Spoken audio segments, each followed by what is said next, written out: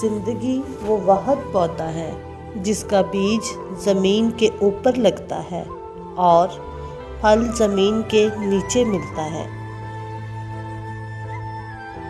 انسان زندگی میں خدا کا گناہ کرے تو شوق سے کرے، لیکن کسی بندے کا گناہ گار نہ ہو۔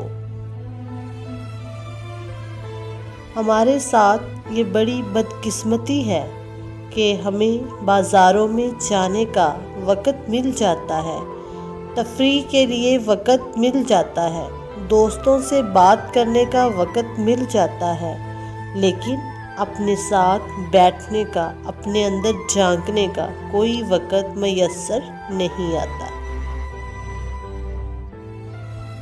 ہم میں سے ہر ایک دوسرے پر یہ ثابت کرنا چاہ رہا ہوتا ہے کہ میں تم سے ذہانت کے اعلیٰ درجے پر فائز ہوں اور زیادہ معلومات رکھتا ہوں، اور تم تو بس ایسے ہی ہو اور تمہارا کوئی حال نہیں ہے۔ اپنی انا کو کسی کے سامنے پامال کر دینا مجازی عشق ہے، اور اپنی انا کو بہت سو کے آگے پامال کر دینا عشق حقیقی ہے۔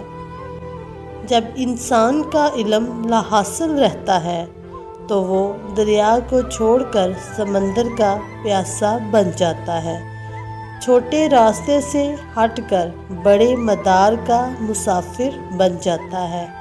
تب اس کی طلب، اس کی ترجیحات بدل جاتی ہیں۔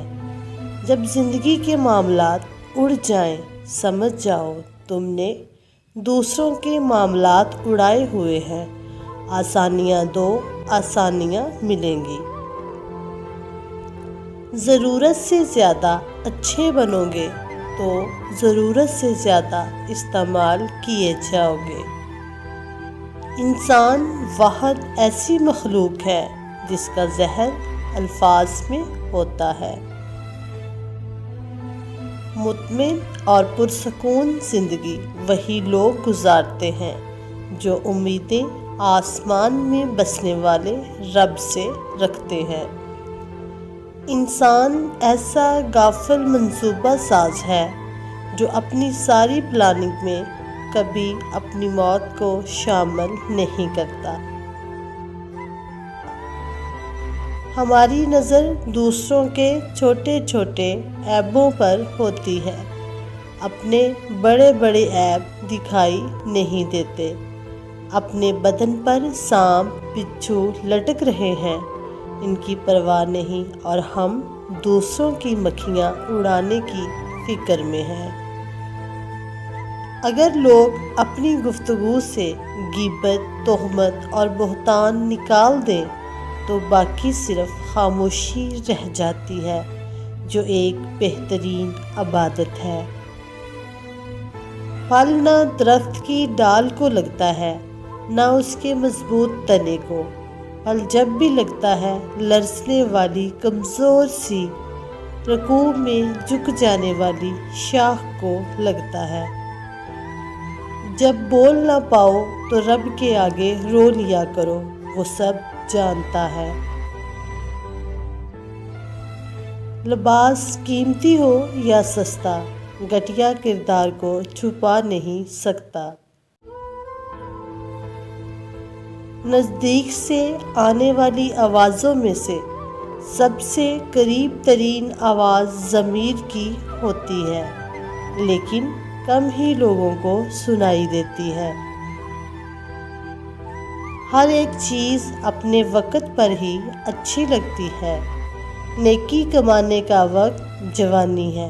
افسوسناک بات یہ ہے کہ ہم نیکی اس وقت کرتے ہیں جب برائی کے قابل نہیں رہتے۔ جب تم کسی میں کوئی عیب دیکھو تو اسے اپنے اندر تلاش کرو، اگر اپنے اندر پا لو تو اسے نکال دو، یہی حقیقی تبلیغ ہے۔ سمجھوتے میں زبردستی کا عنصر ہوتا ہے، مان لینے کی کیفیت نہیں۔ सब कुछ जानते हुए समझौता करना कर्मनाक होता है, मगर मानने के लिए जानना ज़रूरी नहीं।